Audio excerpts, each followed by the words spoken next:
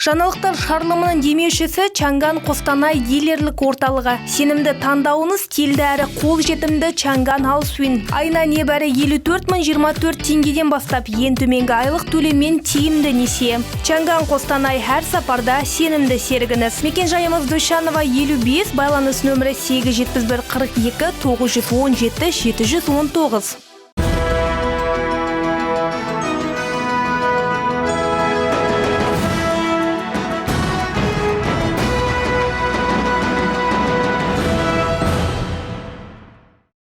Армысыздар, ала арнасында жаңалықтар ақпараттық қызметі, студияда Аслан Ермекбай, алдымен аңдатпа.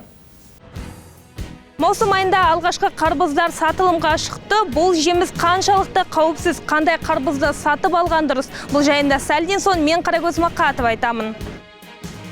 Елімізде жеке куәлікті ауыстыру мен электрондық цифрлық қолтаңба қызметтері тек онлайн форматта берілетін болады. Тұрғындар бұл құжаттарды алу үшін бұрынғыдай халыққа қызмет көрсету орталығына бармайды. Ел азаматтары тағы нені білу керек? Толығырақ мен Дәуітбай Қоныс бүгінгі шығарымда айтып беремін.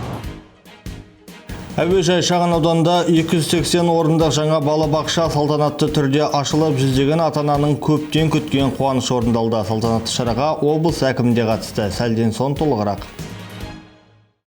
2 жылдың ішінде 10 балабақша салынды. Бұл тікелей ел президентінің тапсырмасы аясында жүзеге асырылып отыр. Осылайша облыста балабақшаға деген сұраныс біртіндеп өтеліп келеді. Бүгін әуежай шағын ауданында 280 орындық жаңа бөбекжай салтанатты түрде ашылып, жүздеген ата-ананың көптен күткен қуаныш орындалды. Аталған ауданда балабақша кезегінде 300-ден астам бала бар. Енді олар бөбектерін осы мекемеге тіркей алады. Салтанатты шараға облыс әкімі Құмар Ақсақалов та қатысты.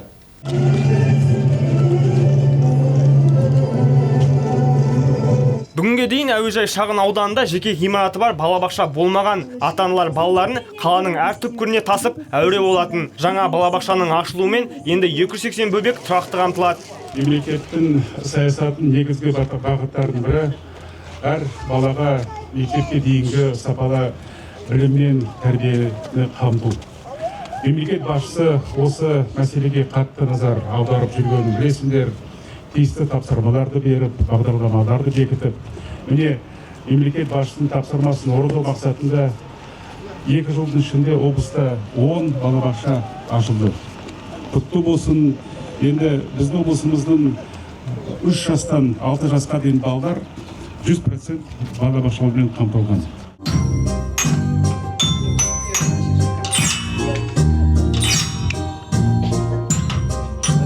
Бұл ән күй сабағында отырған бөбектердің қонақтарға көрсеткен өнері. Балабақшаның ашылу салтанатына ата-аналар да қатысып жатыр. Олар бөбектер үйінің ішін аралап, бөлмелерімен танысты. Мұндағы әр топ жас ерекшеліктеріне қарай жабдықталған. Бөбектер үшін би, спорт, ән күй сабақтарын өткізуге арнайы сыныптар ашылған. Қазіргі заманауи талаптарға сай балабақшашы барлық қажетті құрал-жабдықтармен жабдықталған.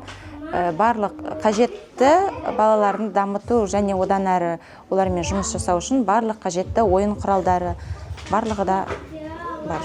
Рузана Ерманова дәл әуежай ауданында заманауи балабақша ашылғанына риза. 2 жасар қызын осында орналастыру үшін құжат жинауға кіріскен. Аэропорттағы балабақшаға барамыз деп ойлап отырмыз. Ертең бұрашқасын өте қуаныштымыз. Осы біздің ауданда осында үлкен керемет балабақша ашқанына өте қуаныштымын өзім ата-ана ретінде әрине. Әрине осы әсіресе осы жақын жерде, үйімізге жақын жерде осындай міне ыңғайлы, бізге өте ыңғайлы. Қыстың күні, жаздың күні өте ыңғайлы жақын жерде баламызды осындай балабақшаға алып келуге. Қазір Қостанай қаласы бойынша 1300 бүлдіршін балабақша кезегінде тұр. Жаңа нысанның ашылуымен кезекте тұрғандардың саны азая түседі. Ал соңғы 2 жылда облыста 10 балабақша бой көтерді. Осының арқасында бөбекжайға деген сұраныс біртіндеп өтеліп келеді. Олег Сытник, Аслан Ермекбай, Дәуітбай Қоныс, Алау телеарнасы.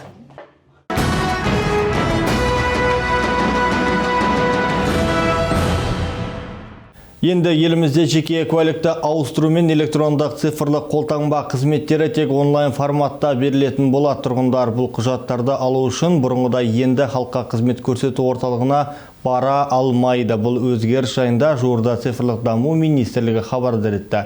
Аталмыш құжаттардан бөлек тағы 8 қызмет түрі баламасыз онлайн форматқа көшеді. Ел азаматтары нені білу керек? Мобильді қосымша арқылы керекті құжатты ала алмағандар қайда барады? Әріптесім Дәуітбай Қоныс біліп көрді. Соңғы жылдары халыққа қызмет көрсету орталығы мамандарының жұмыс көлемін азайтып, тұрғындардың уақытын үнемдеу үшін цифрлық даму министрлігі қызмет түрлерін жаппай онлайн форматқа көшіруде. Қазір құжаттардың 90%-нан астамы ол 1400 қызмет түрін қашықтықтан алуға болады. Ал биыл жиі қолданылатын 10 қызмет түрін баламсыз онлайн форматқа ауыстыру жоспарланған. Қазір оның бір бөлігі көшіріліп те қойды. Мемлекеттік органдармен бірлесе отырып, біз топ 10 қызмет түрін баламасыз онлайн форматқа көшіру бойынша жол картасын әзірледік. Бірінші кезеңге жеке куәлікті ауыстыру, электрондық цифрлық қолтаңбаны алу және еңбек иммигранттарына рұқсат беру сынды қызметтер кіреді. Маусым айының басынан бұл қызметтер толыққанды баламасыз онлайн форматқа көшірілді. Қазір ел тұрғындары бұрынғыдай халыққа қызмет көрсету орталығына келіп жүрмейтін болды.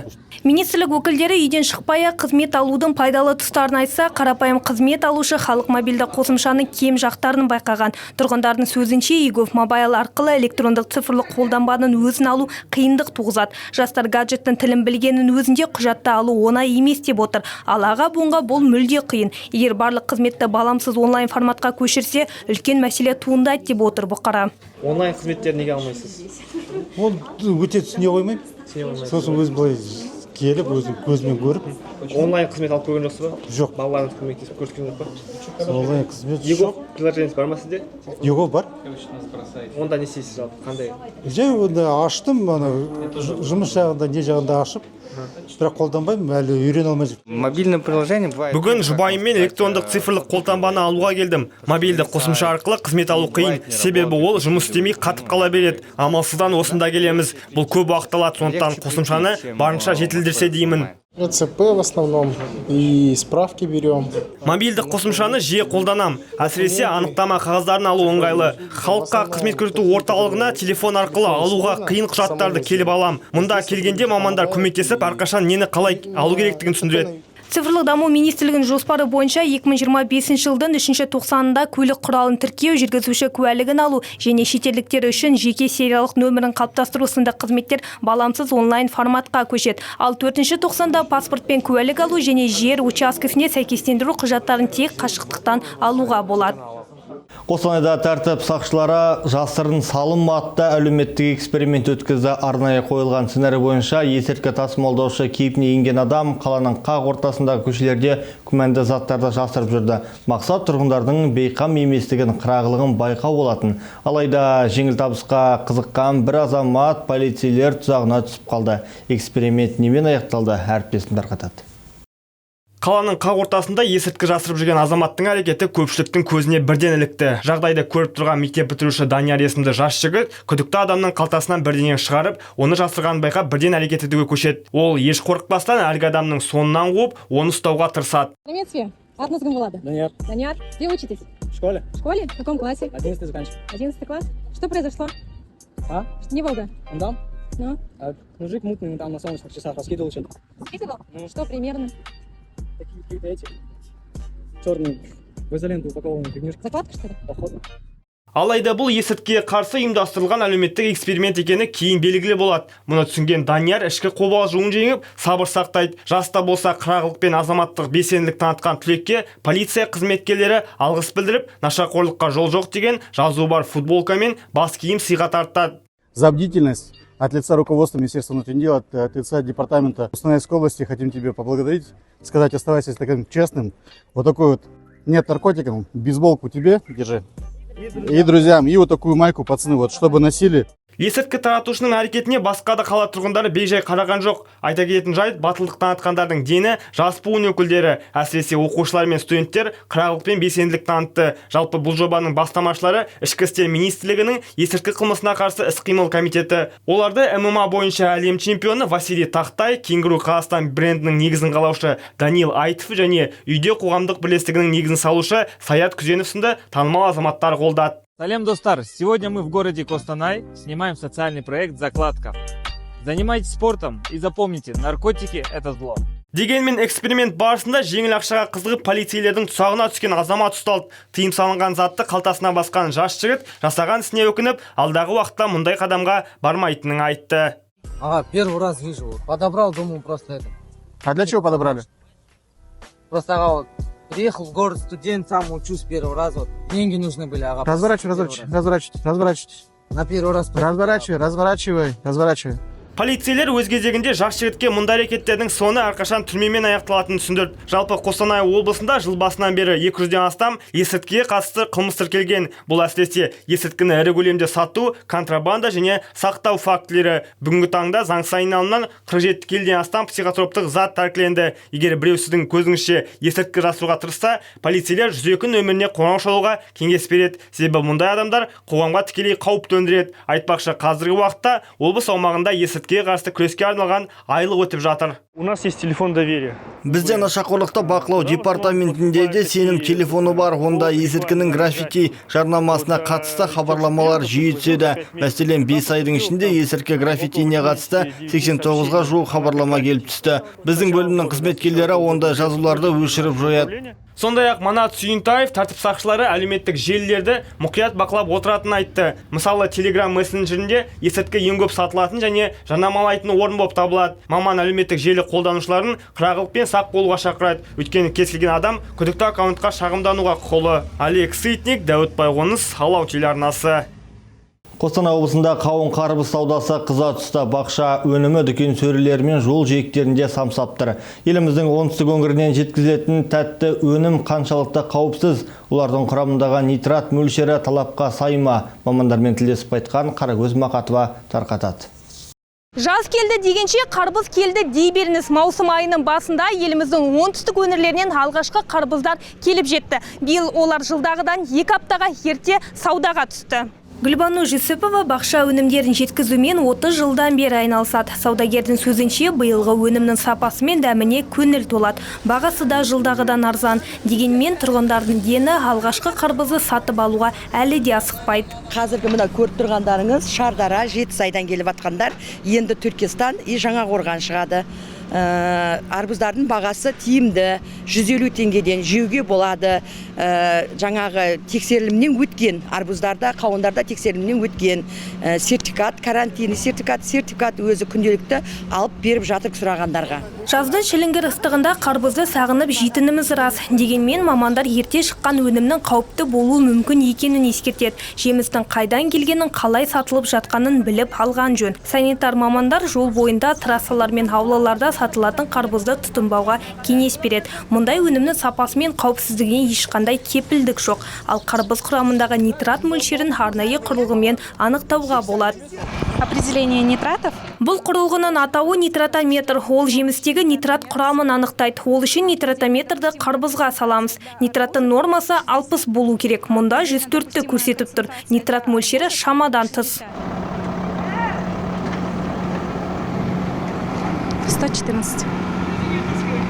Санитар мамандардың сөзінше қарбыздағы нитрат мөлшерін азайту үшін оны 10-15 минут суық суға салып қоюға болады. Жарылған немесе зақымдалған қарбызды мүлде сатып алмау керек. Сондай-ақ жемістің дұрыс сақталуы мен сату талаптарының орындалуына назар аудару қажет. Өнім жерге төселіп, үйіліп жатпауы тиіс. Арнайы стеллаждарда сақталу керек. Ал қарбыздың сапасын оның сыртқы түріне қарап байқауға болады. Конечно, необходимо соблюдать. Қарбыздың сырты тегі, жылтыр, жарықсыз, жарақатсыз болу керек. Жерге тиген тұсында сары дақ болса, бұл оның піскенін, тәтті екенін білдіреді. Айта кетейік, тұтынушылар өнімнің сапасына күмән тудырса, онда сатушыдан тиісті құжатты сұрауға болады. Қауын қарбыз саудалайтын қарашаның қолында арнайы сертификат болуы қажет. Онсыз сауда жасай алмайды. Сергей Лукашин, Алексей Краснов, Қарагөз Мақатова, Алау. Бүгін Қостанай ауданында Жасыл ел еңбек жасақтарының жазғы маусымы ресми түрде ашылды. Салтанатты шараға Тобыл қаласы мен Заречный және Мичурин ауылдық округінен 50 жасөспірім қатысты. Жастар аптасына 5 күн бойы өз елді мекендерінің абаттандыру, көгалдандыру және тазалық жұмыстарымен айналысады. Бұл үшін оларға қаржы да төленеді. Аталған бастама жастарды еңбекке баулып қана қоймай, олардың экологиялық мәдениетін қалыптастыруға және туған өлкеге деген сүйіспеншілігін арттыруға бағытталған. Клянетесь ли вы трудиться на благо района? Клянетесь ли вы всегда и во всем помогать друг другу? Қостанай ауданында Жасыл ел жобасы өз маусымын бастады. Аталмыш бағдарлама осымен 9-шы рет ұйымдастырылып отыр. Оған 14-тен 35-ке дейінгі жастар қатыса алады. Еңбекке ерте араласқандардың бірі Катерина Морозова. Ол Тобыл қаласындағы мектеп гимназиясының 11-ші сынып оқушысы. Жас өрен жазғы уақытын тиімді өткізіп, табыс табу мақсатында еріктілер қатарына қосылған. Шынымды айтсам, жұмыс таба алмадым, сондықтан жасыл елге қосылдым. Бұл ұйым туралы әпкемнен естідім. Ол да осында жұмыс істеген. Еңбекке ерте араласқанымның жемісін көремін деп ойлаймын. Қазір тапсырманы қиын деп тастап кетсем, болашақта жұмыс істеу қиын болады. Сондықтан осында шындалғым келеді. Қостанай ауданында жасыл ел отрядына 50 жас қабылданған. Олар Заречный, Мичурин және Тобыл қаласында еңбек етеді. Басты мақсат жастарды еңбекке тартып, тұрғылықты жерін көгалдандыруға атсалысып, еліміздің экологиялық жағдайын жақсарту. Жоба аясында ерікті жастар ағаш отырғызып, гүлзарлар мен көгалдарды күтіп баптап, аймақты күл-қоқыстан тазалайды. Әрбір қатысушыға арнайы киім мен құрал жабдықтар беріледі. По видам работы получается. Жұмыс түрлеріне тоқталсақ, балалар шөп шабады, қыздар қоршауларды бояп, ағаштарды аяқтайды. Биыл олардың жалақыларын көтерді. Еңбек жасақтары ай сайынғы жұмыс үшін салықтарды алып тастағанда 95-96 мың теңге алады. Жасыл елдіктер дүйсенбіден бастап жұмаға дейін 3 ай бойы тынымсыз еңбек етеді. Күн сайын жиналыс өткізіп, әр қатысушыға бір күнде атқаратын жұмысын бөліп береді. Айта кетейік, еңбек маусымы 3 айға созылған. Бүгін оның ашылу салтанаты өтті. Сергей Лукашин, Қарагөз Мақатова, Дәуіт Байғоныс, Салау телеарнасы.